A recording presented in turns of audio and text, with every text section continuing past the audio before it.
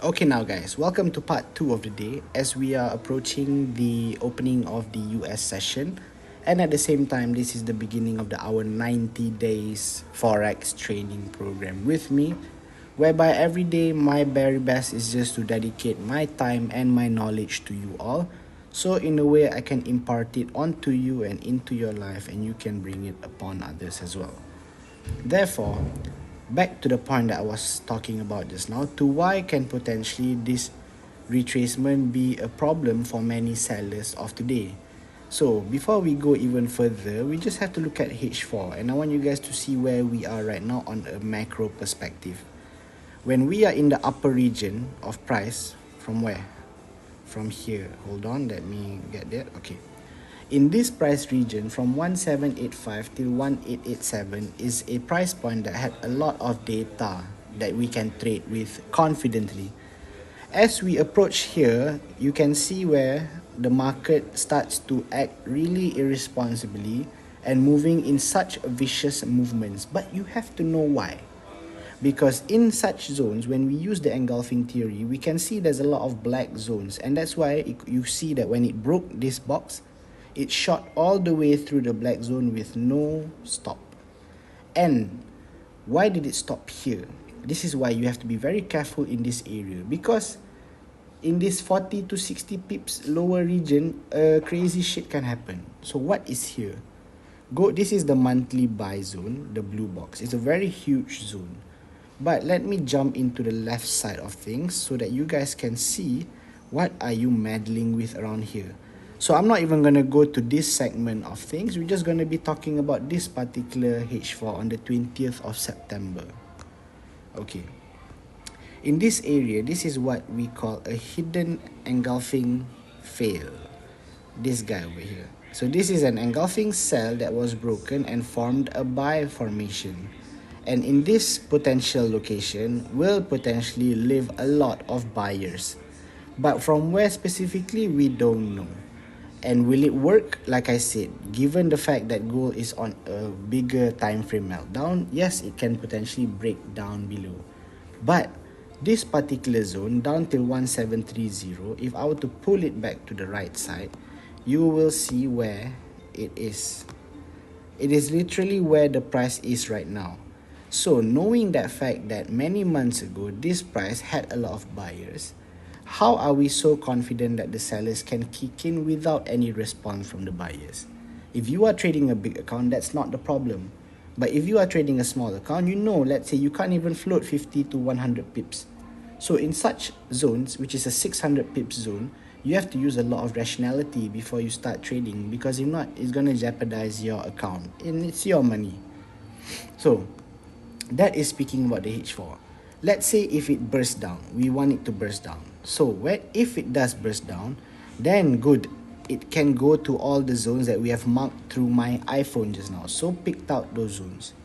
But let's say if it just spikes back up, then we can't do shit. So do you see how much uncertainty even I have in this location?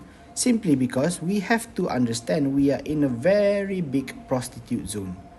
And we are in a very big potential monthly buy zone, whereby in such monthly buy zones, direction can still be a sell, but it can give you 100 to 300 pips fly and then reverse back down, because the monthly movement is thousands of pips. So what is 200 pips in reference to a whole movement of 2000 pips, for example, correct? So this is why I want you guys to learn how to find your own comfortability in trading, because comes back down to why did I say that sell when people were asking for a re-entry is going to be fucking high risk, is simply because when the M1 sell setup was formed, it formed but it did not form a complete setup. So that makes it scary. So first I want you to remember this M1 week. Such weeks sometimes will be filled. So meaning if price starts spiking, it will break above this week very easily. So I can potentially find a buy over here later. Boom, it goes. Secondly, let's talk about where did it actually really happen, the sell. So the first blue box, we cannot consider it as an amazing box because it only had two criterias So where is the other one? This one. This engulfing cell, okay, meets this engulfing cell, meets this engulfing cell. So it's a hidden engulfing cell on M1, meets up with a hidden engulfing cell on M1, and zoosh, it drops. So that's why, for example, if I were to open my trade levels, you will see I have a layer here and I have a layer here. But am I saying this is a safe layer? It's not. It's fucking high risk. Because why? Down below is a huge monthly buy zone. So my critical level is where I set the TP to be around 1733.42. It will dictate a lot of things. This yellow line, even though it's really just a few pips away, can act really fucking aggressively to spike the whole way up. So in this situation, when you see it battling there, what do? You fucking put your BE on if you don't have the balls to hold.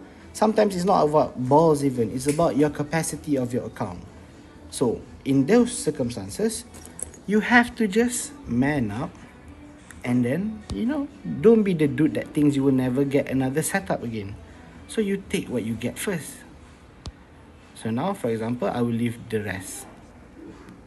Because why? Even if it starts spiking back up, I have already profited $342 of this $1,000 account. And I know I can withstand the float. Maximum I will lose is what I made. So therefore, this is how I do it. And welcome to the best of the best. Day 1.